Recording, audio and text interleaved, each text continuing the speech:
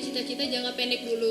Nah, di sini kita membuat BLP itu tugasnya adalah agar kita bisa mencapai cita-cita itu. Jadi BLP itu kayak suatu wadah agar kita tuh bisa menggapai cita-cita kita. Ya, betul.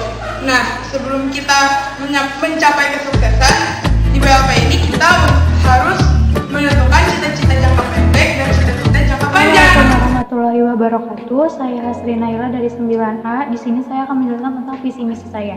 Visi yang pertama itu mendapat 90 di setiap mata pelajaran. Yang kedua bisa melanjutkan ke sekolah MAN 1 Bekasi. Yang ketiga bisa kuliah di UINSUKA Yogyakarta. Misi yang pertama itu fokus saat pembelajaran, yang kedua perbanyak latihan soal, yang ketiga belajar 2 kali selama 30 menit, yang keempat lebih sering lagi sholat tahajud dan sholat duha, dan yang kelima memperkuat doanya. Sekian visi misi dari saya. Wassalamualaikum warahmatullahi wabarakatuh. Assalamualaikum warahmatullahi wabarakatuh. Saya Jenisha dari 9A. Kali ini saya akan membacakan visi dan misi saya. Visi saya di bidang akademik, yang pertama mendapatkan nilai rata-rata 90 di setiap mata pelajarannya. Yang kedua, bisa melanjutkan pendidikan di SMAN 4 Bekasi jurusan IPS. Yang ketiga, bisa masuk UGM Fakultas Ilmu Sosial dan Ilmu Politik. Yang keempat, menjadi bagian dari jurnalis di Indonesia. Adapun misi saya yang pertama, mencatat dan memahami materi yang diberikan oleh para guru.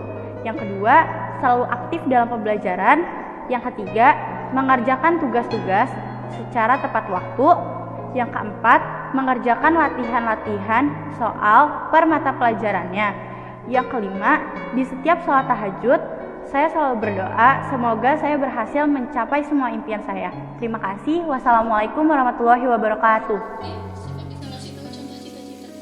Misalnya pengen jadi guru. Nah, dari BLP ini tuh kayak ngebangun, kan tadi kayak ada kemandirian buat belajar. Aku kayak harus temuin juga kan cara belajar. Habis itu aku juga cita-citanya pengen keliling dunia, pengen tinggal di luar negeri. Nah, itu kan otomatis aku sendiri kan di sana. Aku harus temuin kalau misalnya ada masalah. Aku kan nggak bisa kayak nelpon orang tua, nelpon mama, "Ma, ada masalah ini kayak gimana?" Aku harus temuin caranya sendiri. Nah, tadi kan di BLP ada kita mecahin masalah kita sendiri. Terus kayak kita berpikir kritis, kalau ada suatu masalah kita harus pikirin gimana caranya, gimana jalan keluarnya. Setelah menentukan cita-cita jangka pendek dan cita-cita jangka panjang, di BLP ini kita punya 5 aspek untuk menempuh kesuksesan itu. Apa aja yuk? 5 aspek tersebut ada default, ada resilience, ada resourcefulness, ada effectiveness, dan efficiency. Aspek pertama ada default, yaitu adalah ibadah. Ini ada sholat subuh, sholat zuhur, sholat maghrib, sholat asar, sholat isya, sholat tahajud, sholat duha, dan dan itu adalah senyum tanpa salam.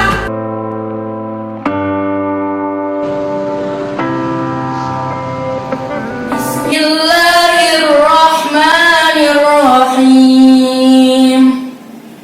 Alhamdulillahi Rabbil Alamin. Ar-Rahmanir-Rahim. Maliki Yaumiddin. Iyyaka na'budu wa iyyaka nasta'in. Kedua ada resilience, yaitu adalah ketangguhan. Jadi di BLP ini kita juga dilatih ketangguhannya. Nah, di sini ada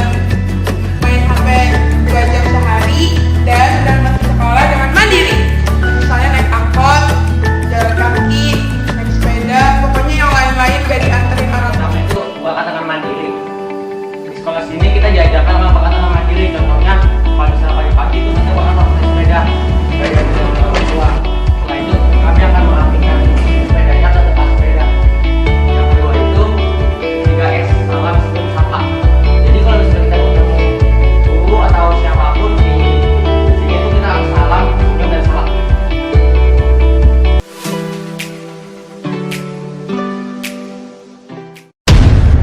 Aspek ketiga dari mindfulness yaitu adalah kecerdasan.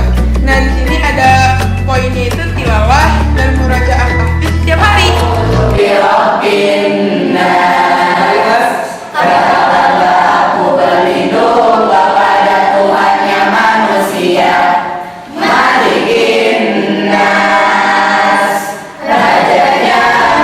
النازعات غرقا والناشطات نشطا والسابحات سبحا فالسابقات سبقا شاء اتخذ إلى ربه مآبا إنا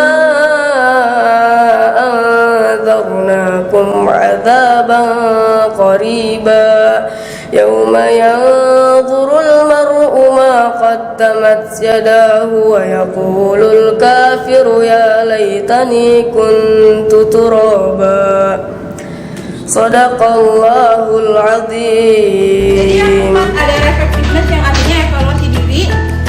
Poin yang pertama adalah mencatat pelajaran, yang kedua adalah menambah 5 pocket, dan yang terakhir adalah mengerjakan kelompok.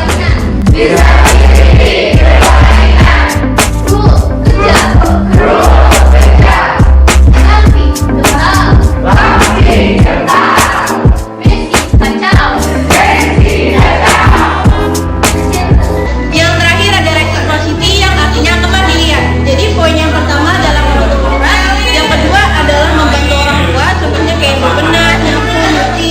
Terus yang terakhir ada merapikan.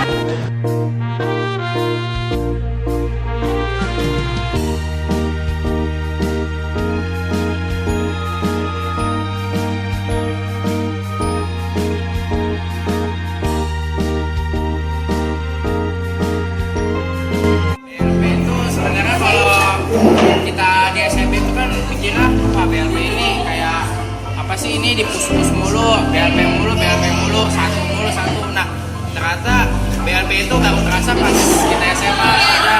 Jadi kayak sholat duha saya pribadi sekolahnya sekolah negeri, jadi ada tuh sholat duha rame-rame berjamaah gitu. Jadi benar-benar terasa banget. Nah karena saya lakuin BLP itu kan saya sholat duha. Nah saya juga bisa mengajak kebaikan. Soalnya teman-teman saya itu banyak yang sholat duhanya ya jangankan sholat duha, sholat wajib aja kadang praktis gitu. Saya di situ bisa Alhamdulillah lanjut ke Universitas Institut Pertanian Bogor lewat jalur SBMPTN. Kemarin pengumuman tanggal 9 Juli masuk ke prodi manajemen hutan. Kesan-kesan saya selama di Ariyat banyak sih. Saya belajar banyak, kayak misalkan dari mulai sholatnya saya diajarin untuk sholat tahajud, terus khatam hampir setiap bulan alhamdulillah. Terus dapat hafalan 3 juz yang nanti bisa buat bekal di SMA sama di luar.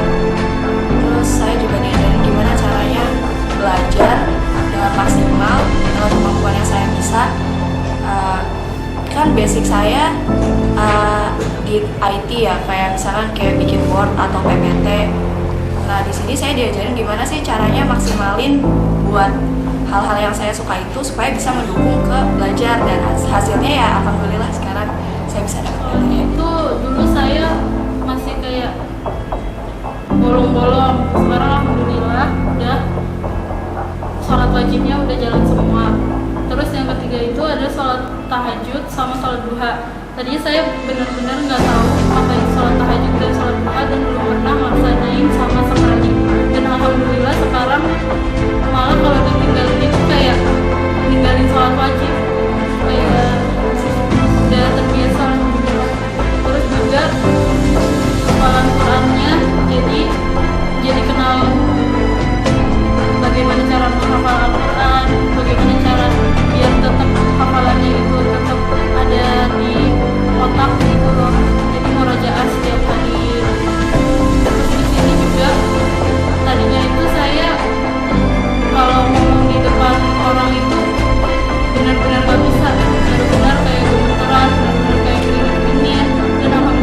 sekarang itu kayak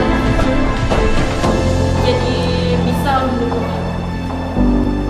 dan sholat duha sama tahajud itu sih masih dipertahankan sampai sekarang. Yang saya dapat di Arya selama ini adalah pertama dari BAP-nya saya belajar untuk setiap hari sholat tahajud, setiap hari sholat duha, setiap hari membaca Al-Quran, dan kan di sini juga dibekali dengan tahfiz ya. Jadi saya udah tahu bagaimana caranya menghafal, sehingga pas saya lulus saya bisa menambah hafalan walaupun sedikit demi 4 juz. Itu sholat duha sama sholat tahajud, karena kalau oh ini ternyata yang saya cari gitu.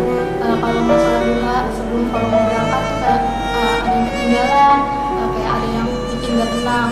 Terus juga di sini saya ingat sebelum UN itu kan minta doa ya ke guru-guru dan orang tua. Itu berlanjut sampai saya sekarang ini, setiap mau ada ujian-ujian kecil atau apapun saya pasti minta doa ke orang tua saya.